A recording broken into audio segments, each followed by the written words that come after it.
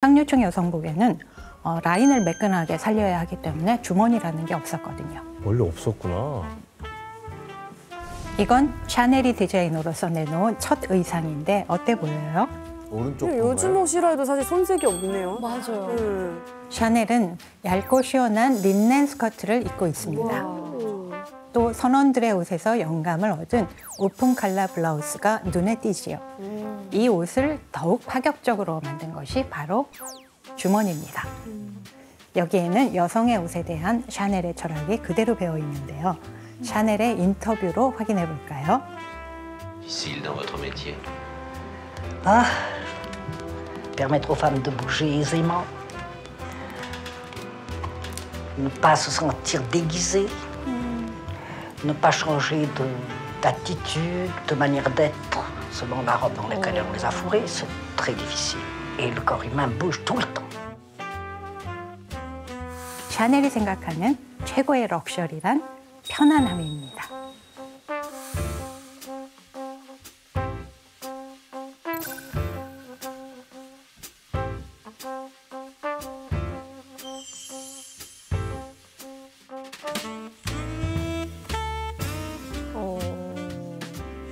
현지 씨, 샤넬이 이제 자기가 만든 옷을 마케팅하려면 좀 고민이 되게 많았을 것 같아요. 그쵸, 아무래도 당시에는 뭐 우리처럼 미디어가 있는 것도 아니고.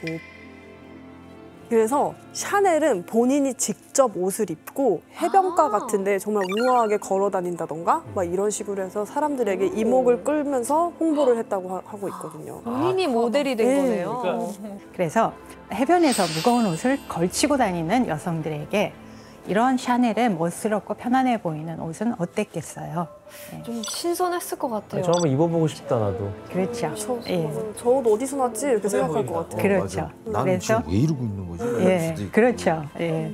그래서 다들 샤넬에게 어디서 이런 옷을 구했냐고 궁금해하기 시작합니다. 샤넬이 전략이 제대로 먹혔던 거죠. 그래서 주소를 불러줬는데 가니까 그 사람이 앉아 있어. 어서 오세요. 그렇죠. 여성들은 옷을 사기 위해 앞다투어 샤넬의 의상실로 몰려들었습니다. 갔더니 샤넬이 있었던 거죠. 그런데 이듬해 생각지도 못한 위기가 닥치게 됩니다. 1914년 제1차 세계대전이 터지면서 프랑스가 전쟁에 휘말려든 겁니다. 프랑스 정부가 총동원령을 내리자 휴양지였던 도빌은 한순간에 텅 비어버리고 말았습니다. 옷을 살 손님들이 다 떠나버린 상황이 된 거죠. 그렇죠. 전쟁통에 뭐 새 옷을 입진 않으니까. 네. 샤넬은 이때 도빌에서 의상실을 어떻게 할까요? 닫아야죠. 뭐 거기 지금 전쟁 났는데. 열어야죠. 더 열어야죠. 왜요? 군복을 제작하는 거죠. 독일에서요. 괜찮은데. 더 편하게. 예, 도빌의 호텔과 식당, 다른 의상실 대부분이 전부 문을 닫았습니다. 전쟁이 터졌으니까요. 근데 유일하게 샤넬의 의상실만을 문을 열었습니다. 열었어요? 예, 왜 열었어요? 다 닫는데. 제가 설명을 해드릴게요. 보이가 사업 천재였기 때문에 조언을 합니다. 상황을 좀 더 지켜보자. 그런데 놀랍게도 얼마 뒤에 도빌의 상황이 완전히 뒤바뀌게 됩니다. 전쟁으로 파리가 빠르게 위협을 당하면서 파리에 있던 상류층들이 급하게 도빌로 우르르 피난을 온 겁니다. 어떻게 알았겠어, 그걸. 그리고 이때 급히 오느라 옷을 챙기지 못한 사교계 여성들이 어디로 달려갈까요? 문연 매장, 샤넬 매장. 그렇죠. 예, 그래서 바로 유일하게 문을 열고 있던 샤넬의 의상실로 달려갑니다. 와, 이게 진짜 타이밍도 좋아야 돼. 파리 사교계의 멋쟁이들은 닥치는 대로 옷을 사갖고 머리부터 발끝까지 샤넬이 디자인한 옷을 입고 다니게 됩니다. 샤넬은 이 기회를 놓치지 않고 전쟁이 한창인 1915년 프랑스의 또 다른 휴양지에 새로운 매장을 열게 됩니다.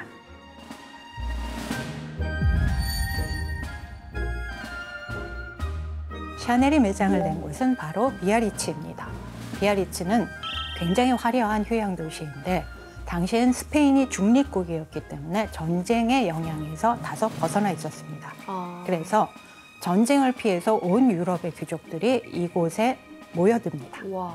샤넬은 이번에도 보이의 투자를 받아서 아주 고급스러운 별장을 빌립니다.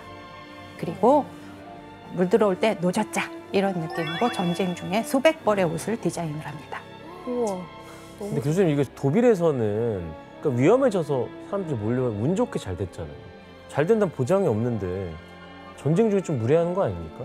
그럴 수도 있죠. 그런데 바로 여기서 샤넬의 사업가로서의 수완이 빛나게 됩니다. 샤넬은 옷을 팔기 위해 두 가지 전략을 썼습니다. 첫 번째 전략은 바로 럭셔리 전략입니다. 샤넬은 독일에서의 경험을 통해서 전쟁과 관계없이 상류층은 항상 현금이 많다는 걸 알았습니다. 그래서 일부러 상류층이 잔뜩 모여있는 이 비아리츠에 매장을 연 거고 상류층을 대상으로 옷값을 아주 비싸게 책정을 했습니다. 실제로 샤넬의 옷 한 벌은 7,000프랑 정도였는데 오늘날 가치로 환산하면 약 500만 원 정도라고 합니다. 그때나 지금이나 비싼 건 매한가지네요. 그렇죠. 진짜 딱 고급화를 한 거네요. 그렇죠. 고급화 전략이죠. 되게 배짱 있게 했다. 그렇죠. 그러니까. 예. 샤넬의 예상대로 반응은 뜨거웠습니다. 유럽의 귀족과 부자들은 값비싼 옷으로 자신을 차별화하고 싶었던 겁니다. 하지만 새로운 옷에 관심을 높이고 꾸준히 팔기 위해서는 럭셔리 마케팅만으로는 부족했습니다. 그래서 여기서 문제를 낼게요.